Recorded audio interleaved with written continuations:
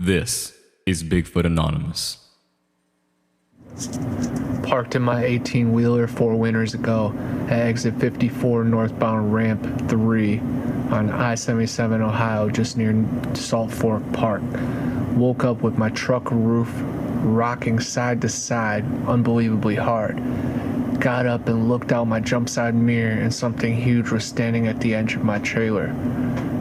No shoes or clothes, just got behind the wheel and drove up to exit 65 to the Mickey D's to get the hell out of there. Didn't go back to sleep thinking about what it was.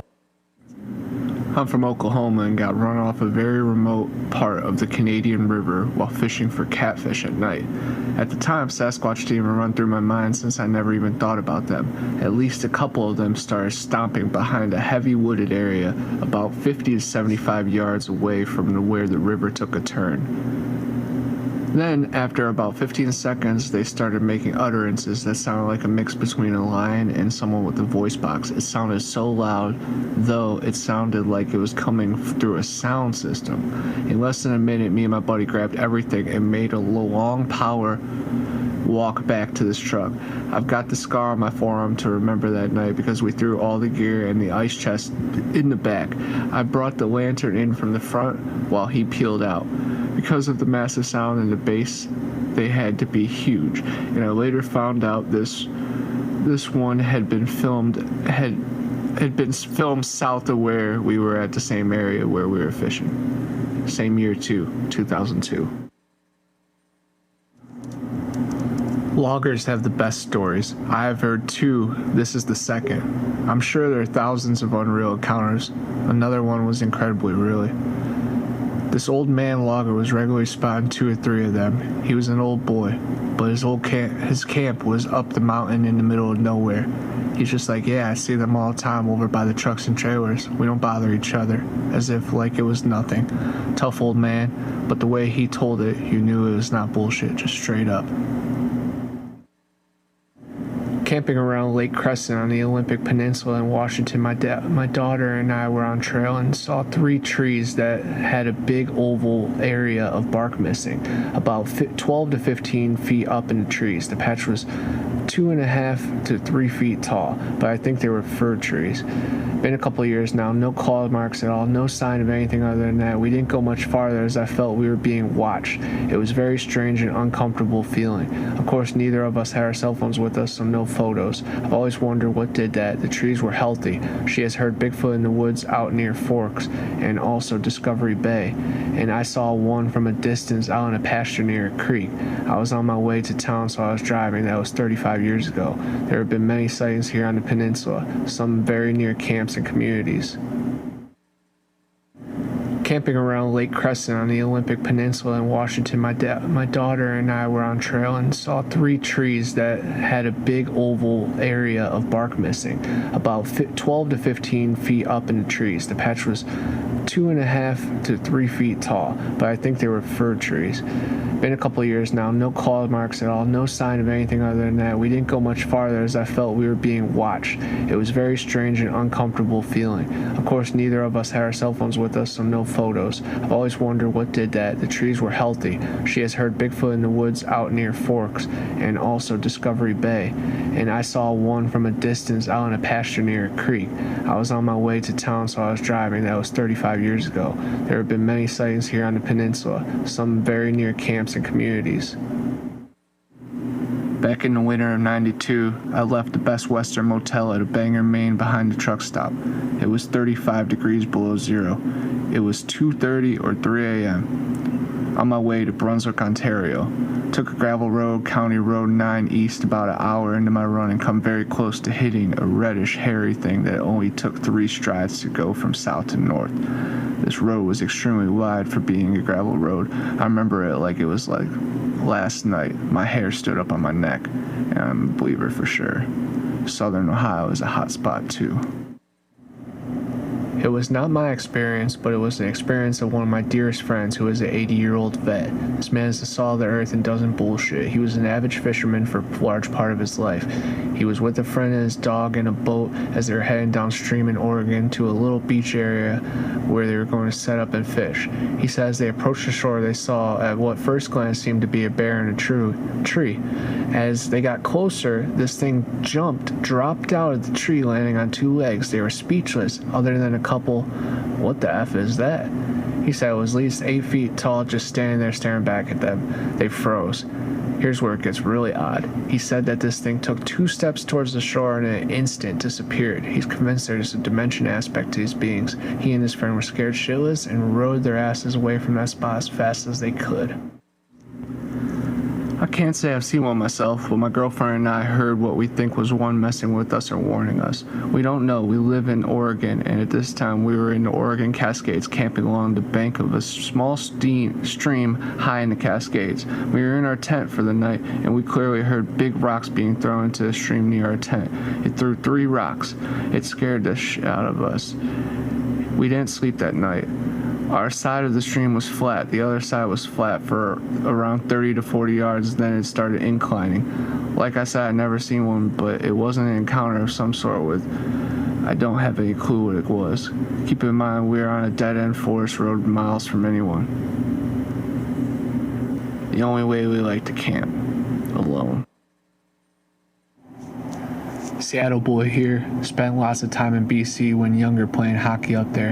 Had two encounters near Oregon coast around 79 to 81. Both at night, so although I've never seen one live, I was with other people both times that we heard it and felt the ground vibrate as it approached. There's no substitute for their stench, nor the sound of a 6 to 8 foot sapling being a 6 to 8 inch sapling being snapped in half while in the middle of the wilderness, silent night, 25 to 30 feet outside of our campsite perimeter. All of us involved in those 2 encounters were the same, and we have no doubts at what we all witnessed. Never looked into the woods the same as since. Close encounter on a horse. It's the only time hair stood up on the back of my head. I was following Sasquatch's tracks in the snow. I got as nervous as the horse that I was on, and my wolf dog did too. We turned back for the house, and there was fresh tracks on top of our fresh tracks. Central Oregon. 25 years ago, you didn't carry around a phone with a camera, and it began raining and melting the snow, so no photo, except the ones in my mind. Some things stay with you forever. I've seen one here on our reservation in Oregon. It was in 1985. I was around 16. My older sister and I decided to drive up the res. We turned to drive on the road going to our reservation. She looked down to shift gears, and I asked her, "What was that?" It was around 4 or 5 feet tall, all orange in color, and just looked at our car and took off running up to the mountains. She never seen it. I was so mad she had looked down to shift. It was very real. There have been a few sightings of them around here through the years. Saw one when I was 10. Me and my buddy saw it. Childhood friend of mine, 10 yards from me. No shit, 10 yards. Absolutely eerie and terrifying feeling.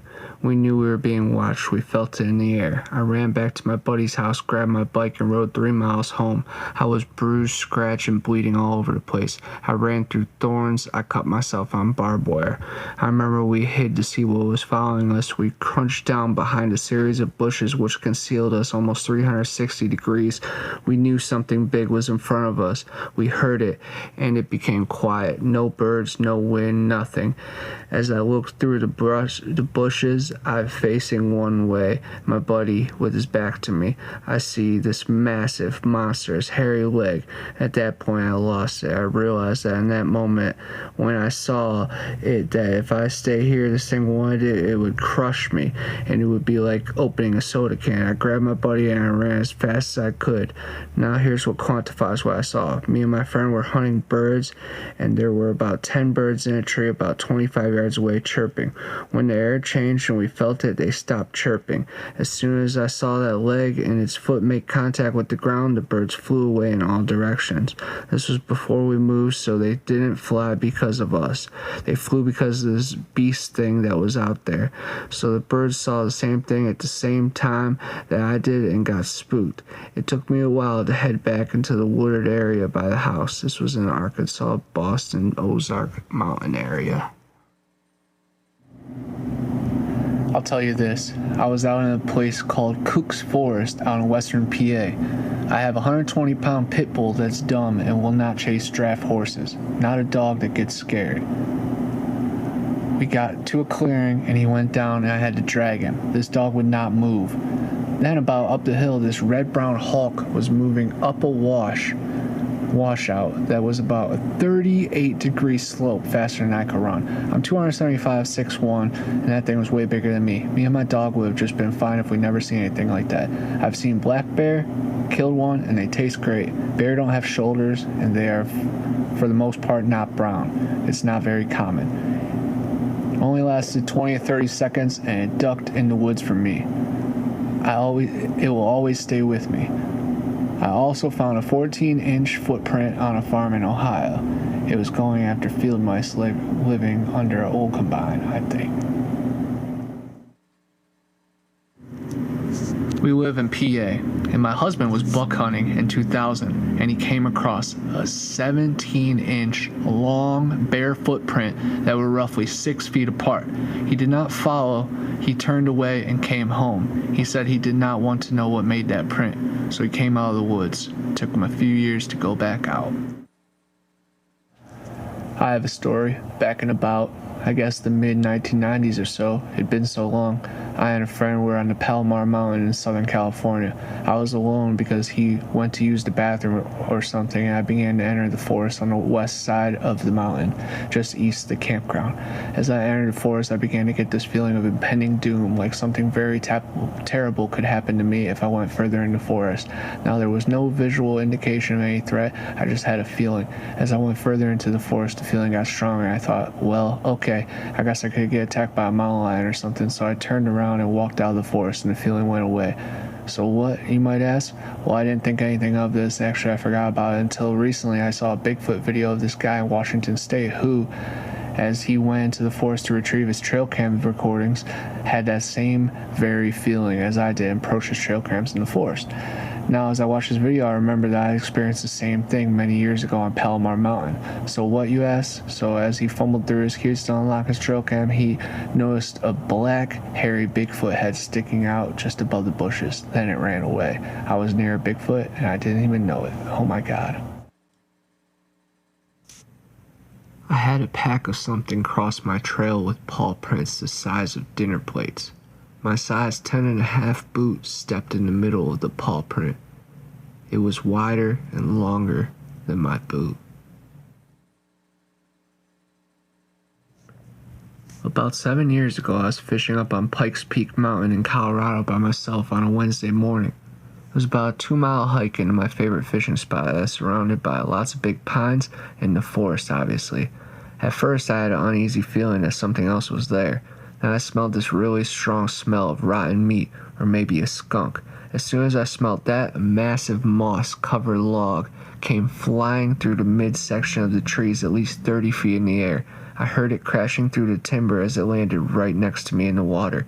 I wasted no time and got the heck out of there.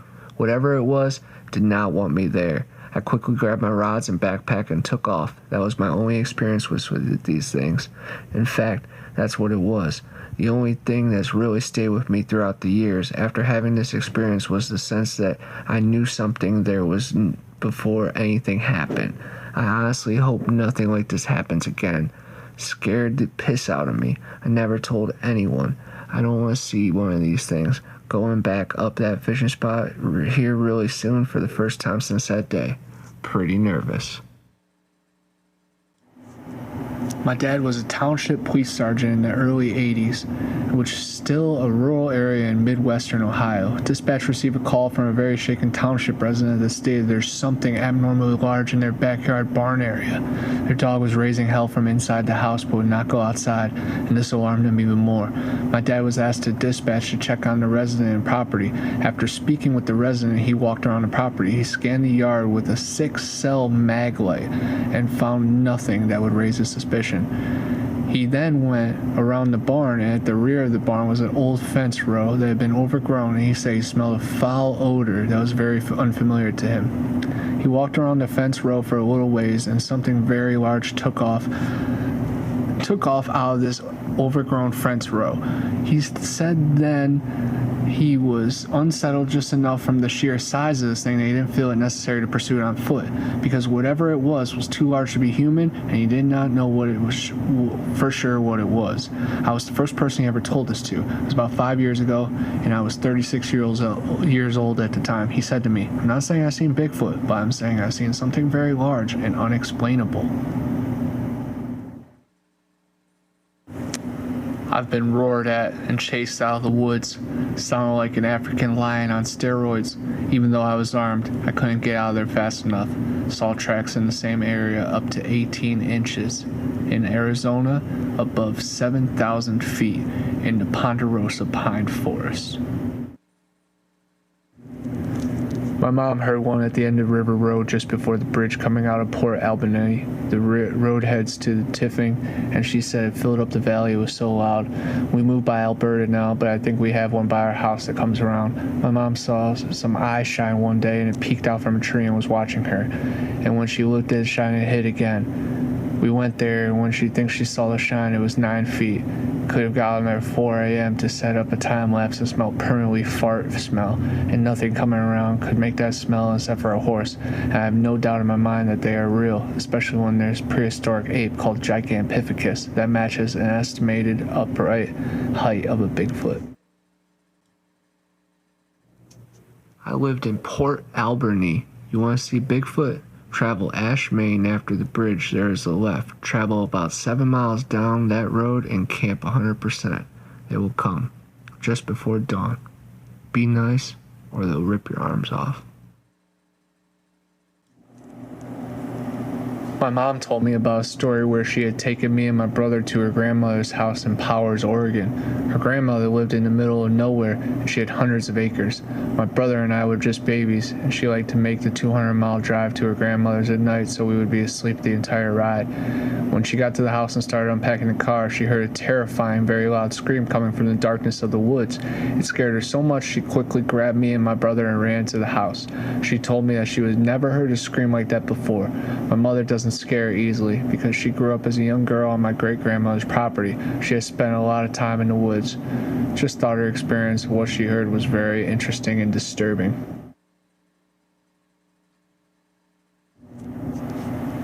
I'm up in Northern California in the redwoods. I've heard them knocking on trees with logs, 2 separate spots and a back and forth type of thing. It lasted about 20 minutes, then was quiet for hours, and when it started again, the one had changed position from where the sound came earlier.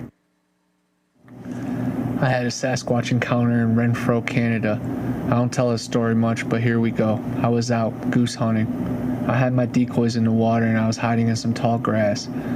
I had fishing pole in the water as well, trying to catch some mud pugs when I saw a huge monster of a man drinking water out of the lake. He had huge hands, scooping water into his mouth. I watched it for about 5 minutes.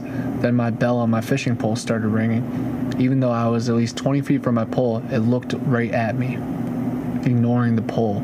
I froze, praying it didn't come after me. It started growling in the most demonic sounding growl I ever heard. It was deep and guttural. I can't explain why, but I couldn't move. My body was completely unresponsive. I started to panic mentally, and with pure force of willpower, I got my gun up and just took it off away from me. It took me about 20 minutes till I could move again. I felt absolutely sick for the rest of the day. I just left my decoys and pole at the lake and slowly stumbled back to my truck. I never felt that way in my life. I can't explain it, but it's like my body shut down. I felt better the next day, and I still hunt, but I will forever be looking over my shoulder. Don't make eye contact with these things with the lack of better explanation. They have some type of ability to project fear. They are real, they are dangerous, and always have a gun in the woods. A few years back, it was snowy and pitch black dark, and I was driving out of town, and I swear I saw a dark shape flash across the road from the right tree line to the left in front of my headlights. All I could make out is what looked like a dirty, hairy silhouette of a hairy human leg as it dove into trees on the left side of the road. My family has 10 acres in Romney, West Virginia, and my grandfather was up there by himself, and it was around 1 or 2 a.m. Something ran and slapped the house super hard. Our house was in the middle of nowhere. The closest neighbor was 5 miles away. We also had our deer feeder torn apart and turned over, and it was set up to withstand bears because we had lots of black bears coming around. Whatever turned that 50-gallon drum over had hands. We also had a tree get thrown down the mountain when there was no wind or anything. I grew up in rural Ohio, in a valley where 3 creeks came together. I grew up hunting, trapping, and fishing. Multiple times when I'd be running the woods 7, 10 years old with my bird dog and beagle, my dogs would get out ahead of me and start barking and run back to me, then straight home, and I would go after them. I always got that feeling. When I was 10, my dogs were stolen. Good hunting dogs. My dad then got me a male German Shepherd for Christmas. This dog was my best friend. He grew 125 pounds, not scared of anything. We were out one day and he stood straight up on his hind legs and walked 20 feet, growling the whole time. Something tore through the woods. I thought it might have been a cow, it sounded so big. It made no vocal sounds. Makes my hair stand up 40 years later. I got my Stevens 410 when I was 7. Still have it. While I'm sure being in remote areas can increase your chances of bumping into one of these things, both my encounters were in rural Ohio. Corn and soybean fields. Damn things seemed to be everywhere, but midsummer and traveling or foraging by night you could easily avoid detection. 3 steps into a cornfield and you're gone from sight. Who knows how many little groves and trees haven't seen a human in years, except for the farmer driving by plowing or harvestly occasioning. I think I might have seen one in Salt Fork State Park in Ohio. I was a pretty young kid when it happened. Did not think twice about it until later finding out that it was a hotspot for them. I vaguely recall being confused, almost a lost feeling. Once I became aware of it, and it became aware of me. I tried to explain it to my parents, but I was not sure what I saw, and I was still overwhelmed with that feeling of confusion. I had an experience with something knocking trees over just outside of my camp as well as in the Santa Cruz Mountains. My friend and I heard it walking bipedally in the oak leaf litter. We were freaking terrified. Up until then, I didn't think much about the subject.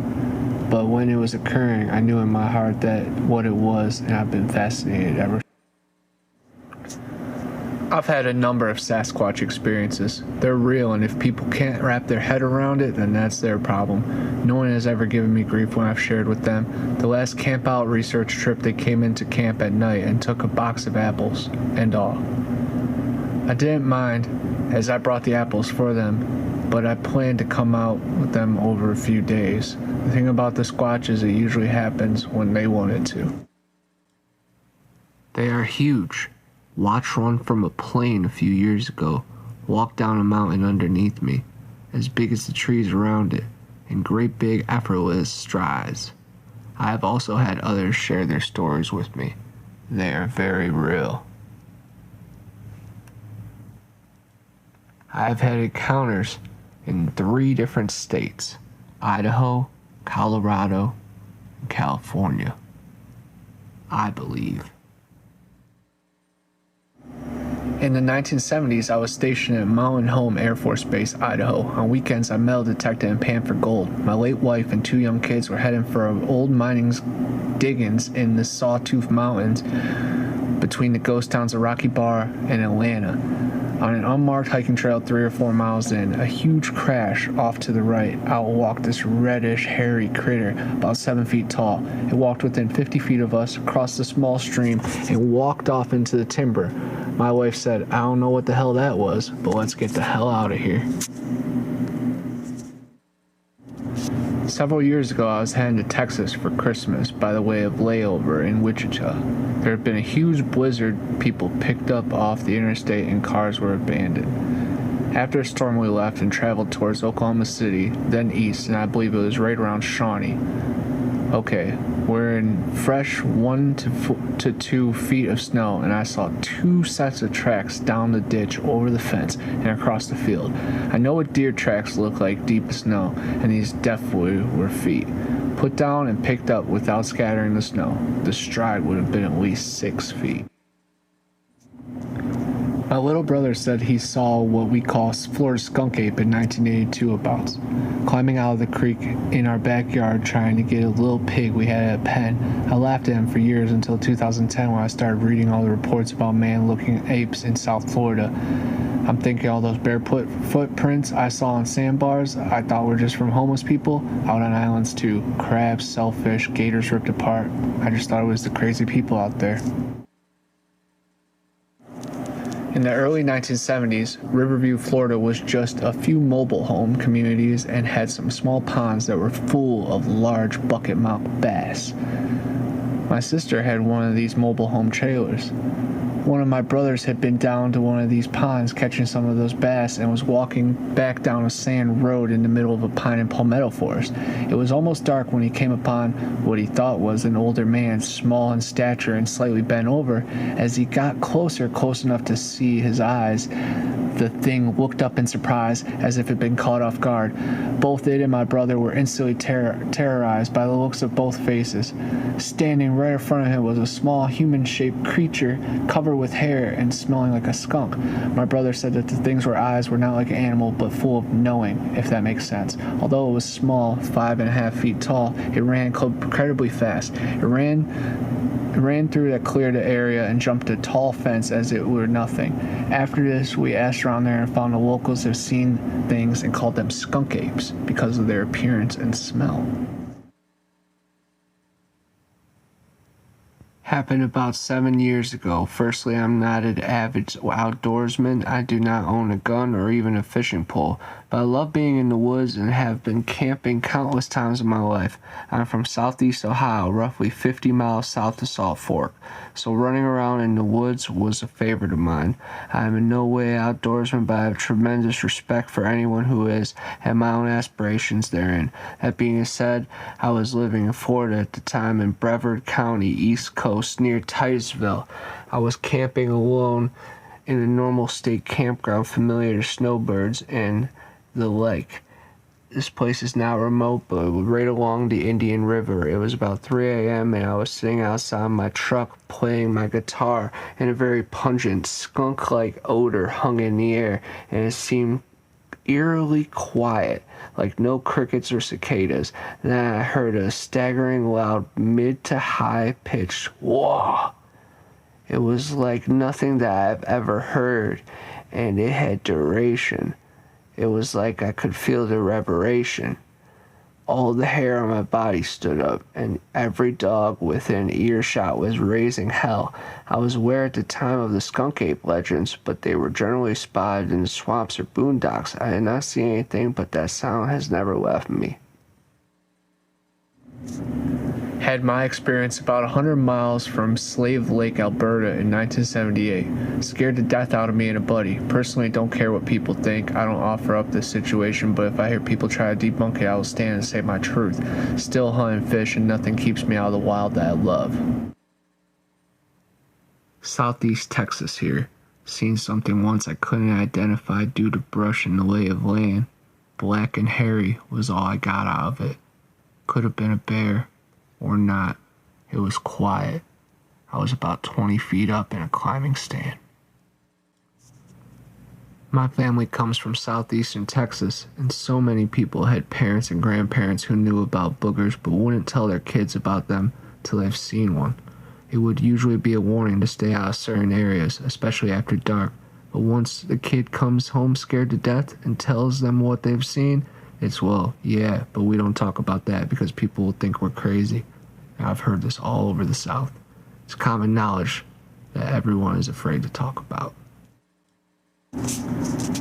I know they're real, at least along Highway 441 in between Fargo and Homerville in South Georgia, because I had 12,000 acres, very small for area hunt club, and we had at least 2 of them. We had big cougars also, not black but tan, just like out west. I mean, come on, when 3 guys in a truck see 2 of them big swamp apes on the side of the freaking highway coming out of a ditch and are scared to tell anybody so we don't lose our land to some government group, I don't blame anyone else for not telling anybody. First, they make you look like you're a liar, then like you're a crazy person. Then they're going to take everything they got from you.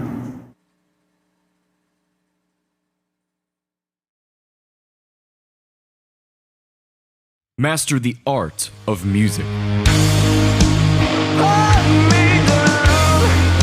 Learn guitar and bass.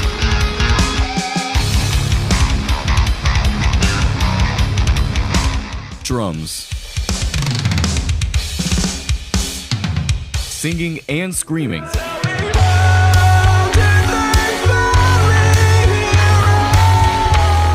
I will teach you how to handcraft your music your way. Visit oneboundmusic.com. ONEBOUND music.com.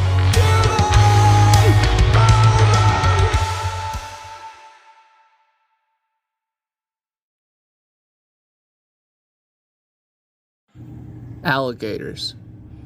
A young woman in town married a man from another part of the country. He was a nice fellow, and they got along pretty well together. There was only one problem. Every night he'd go swimming in the river. Sometimes he'd be gone all night long, and she'd complain about how lonely she was. This couple had 2 sons. As soon as the boys could walk, their father began to teach them how to swim. And when they got to be old enough, he took them swimming in the river at night. Often they would stay there all night long. The young woman would stay home all by herself. After a while, she began to act in a strange way. At least that's what the neighbors said. She told them that her husband was turning into an alligator and that he was trying to turn the boys into alligators. Everybody told her there was nothing wrong with a man taking his son swimming. That was a natural thing to do. And when it came to alligators, there just weren't any nearby. Everybody knew that. Early one morning, the young woman came running into town from the direction of the river. She was soaking wet. She said a big alligator and 2 little alligators had pulled her in and had tried to get her to eat a raw fish. They were her husband and her sons, she said. They wanted her to live with them, but she had gotten away. Her doctor decided she had lost her mind, and he had her put in a hospital for a while. After that, nobody saw her husband and boys again. They just disappeared. But now and then, a fisherman would tell us about seeing alligators in the river at night. Usually it was 1 big alligator and 2 small ones, but people said they were just making it up. Everybody knows there aren't any alligators around here.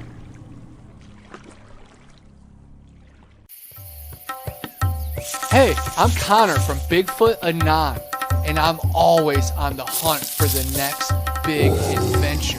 When you're on the trail for long hours, you build up quite the stench, enough to drive any skunk ape or yeti away.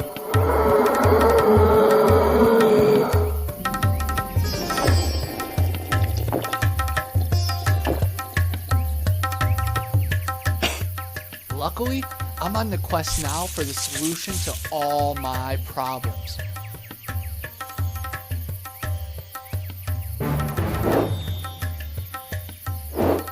Yeti bars. They do exist.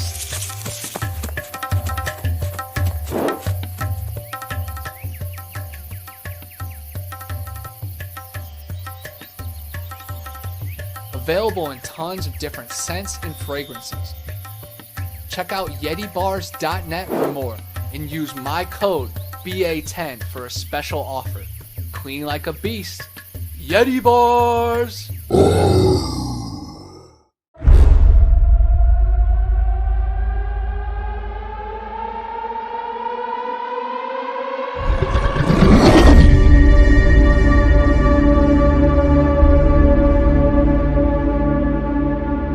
The flesh of the unguided and non-believers fuel this void.